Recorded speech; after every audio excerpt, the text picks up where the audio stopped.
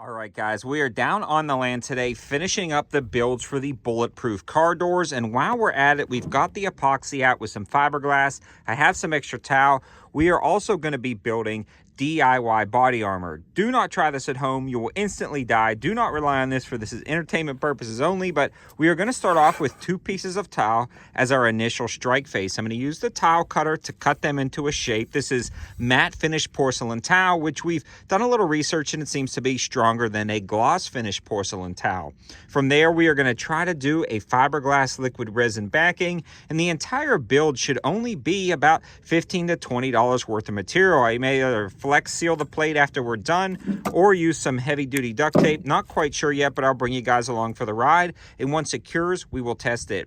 I also may be doing some of the tile that is kind of the flexible back tile that has the dragon scale effect. I may make a plate as well, but again, we'll just kind of try and see what works and what doesn't, and then we'll shoot it at the end of this video. So I've got the plates cut roughly. You can do a better job with a better tile cutter, but this is just to test out the principle. We're going to glue these 2 plates together with liquid nails.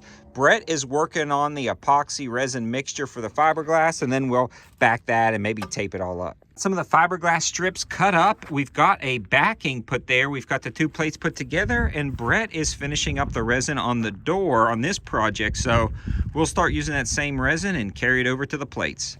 So we are starting the dragon scale armor now, and what I've done is just pulled off 2 of the tiles on that armor. You can see it is flexible tile, and this is again matte finish porcelain tile. I'm going to double stack them and offset the line so we have complete coverage so there's no issues. Then fill it with the liquid nails, and then probably put a layer of fiberglass over the top, but more importantly the back. The porcelain tile will break up the rounds and the fiberglass will catch the fragmentation, and we'll see if it works. We are using another actual plate as a form, and then I'm smearing the liquid nails in between the cracks to kind of keep its form when we pull everything off.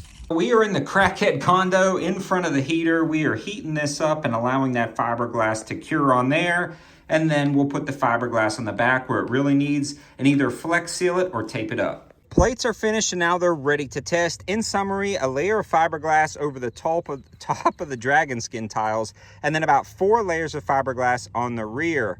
On this tile, we don't have any fiberglass on the front. Remember, this is the budget version, so we just use duct tape to kind of hold it together on impact, and about 4 layers of fiberglass on the back. This one in total probably costs about $8 to $10 to make, and this one is right at about, I'd say, $20 to make, maybe a little bit less. For comparison, we will be shooting them. We also just shot the DIY bulletproof car doors. Very interesting and fun results. Watch that video as well, but let's test these plates, and anything we'll learn, we'll adapt for generation 2.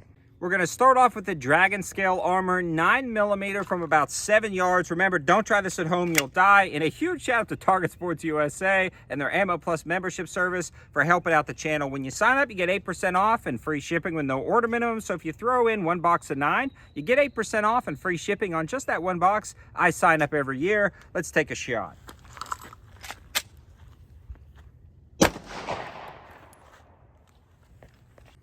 So right here, the plate held together incredibly well, but did it go through?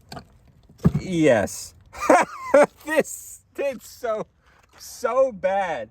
I've made $5 body armor from the Dollar Tree. Granted, it was a lot wider and thicker. I was trying to go thin. It did not work. Didn't even stop a 9mm. On to the next plate.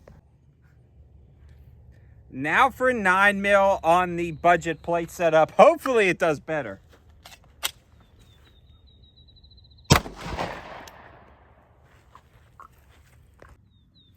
So here's our impact right here, and all right, we're coming back. It stopped it. There we go. 9mm, and it remains fully intact. This is where it's at. That's awesome.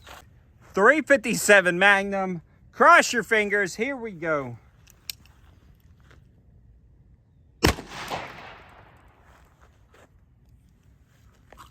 So we're actually finding fragmentations of rounds right here. There's pieces of jacket and bullet, and there's a large hole, but did it go through? No, it did not go through. It stopped a 3 .57 Magnum. That is absolutely insane. Now, I know this is not rifle rated, but we're going to shoot it with the rifle anyway.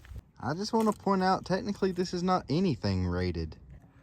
Now for 5.56, comment in the comment section below whether you think it's going to pass right through. If any of these armor videos, the DIY armor plate or the bulletproof car or the bulletproof car door get over 100,000 views, we're going to be DIY bulletproofing an entire car. So make sure you like, comment, you know the drill, all the good stuff.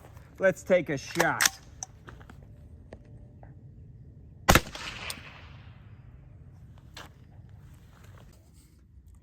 Here's our hit right here, really close to the 9mm, and okay, we went through. I'm gonna try one more time, a little bit higher up, and just cross our fingers.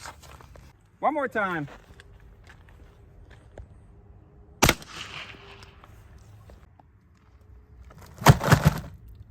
Straight through.